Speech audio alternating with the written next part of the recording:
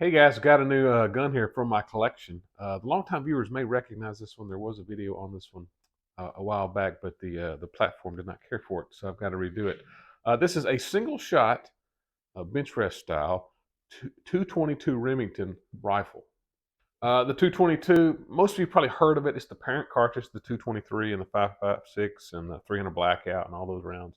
Uh, Good little round, good out to probably 500 yards. I've taken this one down to the Talladega Marksmanship Park, and like I said, it does pretty good out to 450, 500 yards. Past that, the 222 kind of breaks down some, but a very accurate rifle for my collection here. I mean, it obviously is a prototype or one-off or a very, very custom piece here. The stock is made of cherry, and it's meant to look like the McMillan A5 stock. I'll show you a picture of that here. You know, those McMillan chassis that were very popular about 15, 20 years ago. I mean, I think they still make them. But it has an adjustable cheek piece right here. Of course, a Pacmeyer ground fit butt pad, but a very neat stock. Like I said, cherry, and the end cap here is mahogany, and I believe it has a linseed oil uh, coating on it. Real quick, how it works, it's a single shot rifle. It is cock on open. Of course, you just load your shell, close it. Really good trigger in there. It's kind of a Winchester inspired trigger in there. But yeah, really, really neat and really accurate rifle. I have some groups here, just some I found lying around from 100 yards. There's one. Those were 5-shot group at 100 yards. There's another one. And this one was some 50 grain VMAX bullets. Yeah, it likes 52 grain bullets. Really is the best thing. The rifling twist is 1 in 14. I'll let you get a little better look at the lines. So that cherry, I can show you a picture of it earlier, but cherry darkens over time with UV exposure, where walnut will lighten. So there's a picture of it, from several years ago. But yeah, that it really darkens and has really turned out nice. Like I said, it's got a linseed finish. The barrel is 22 inches long. It's a stainless barrel, so it's supposed to be, you know, in the white like that, and it has a muzzle brake for a suppressor as well. But enough talk about it. Let me take the range and put a few rounds to it and let you see how it works. All right, let's do that.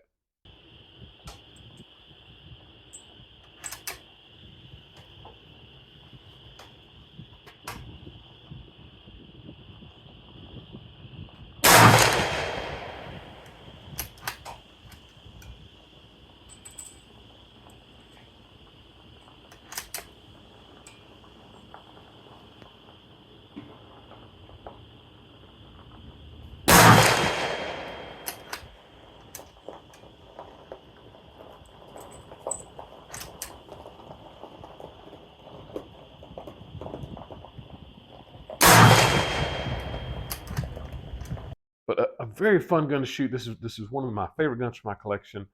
Very accurate. May not be the most accurate, but I just like that look. That McMillan stock is synthetic, which wood will obviously bend more with humidity and temperature. But with a really thick bull barrel like that Shilen barrel, that match barrel, is just it's a really good rifle. It has some weird dimensions down here. I think the trigger and the trigger guard are kind of odd looking. I do like the cutout or the scallop cut for the bow handle there. But it does have two locking lugs up front, and there's a safety lug. In a minute, when I field strip it, you can get a better look at that. But since we're on the topic, we'll go ahead and field strip it. There are two screws here and here. You take those out, and the entire mechanism should come out of the top of the stock. Let me do that real quick. Okay, yeah. Step one of the field stripping went really well. Just the action, the barreled action with the trigger housing pulls on out of the stock. Just a better look at that stock. So that cherry makes a really nice finish, and there's a wax on there too. But yeah, a really neat stock. I said it's got adjustable comb. There's some set screws. That's how you change that for your personal liking, and the ground to fit butt pad. But yeah, that cherry looks really nice. Okay, let me change views and we'll take a look at the housing here. Okay, so here's the receiver and barrel and trigger mechanism. The first step to field strip, or the second step rather, there is a set screw right here. You take that out. and then when you open the bolt, you can unscrew this bolt handle. That's what keeps the bolt handle in, and then the bolt should come out the back. Let me do that real quick. Okay, I got that part out. There's that bolt handle.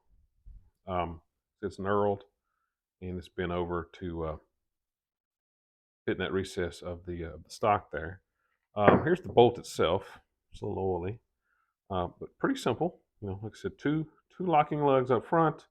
There is a hook style extractor right here. Let me get that in focus for you. A hook style extractor, and like I said, it's cock on open, so you can move it like that. When it cocks.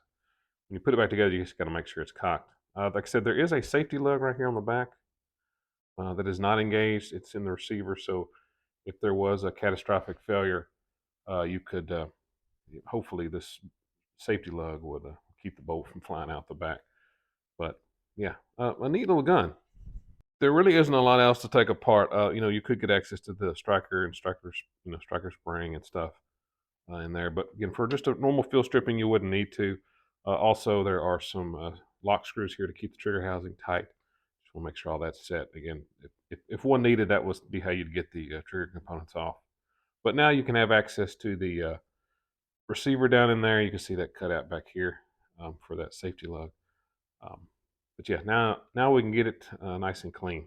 I was going to say, if this really interests you, there will be a longer video over on Rumble, Garage Guy 3006, if you really want to see a little more detail. Yeah, but that's really it. There's a part up here.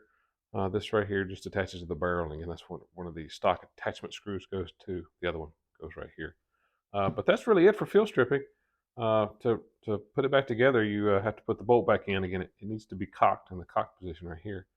And you can screw in the bolt handle and tighten down that little set screw. Let me do that real quick. Hey guys, real quick, I do have some books available on Amazon for some of the guns from my collection. There should be a video for each one of these available. There's a playlist on my channel called Books on Guns. Check out that playlist.